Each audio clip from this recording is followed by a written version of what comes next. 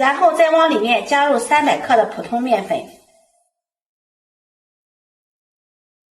100克的玉米面粉、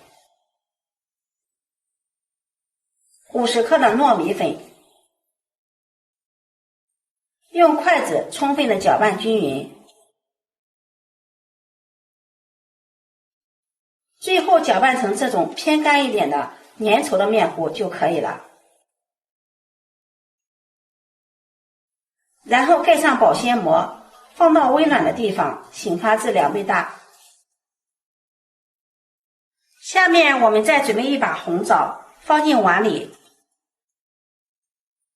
加入清水，把它清洗一下。洗干净之后，把它捞出来，控干水分。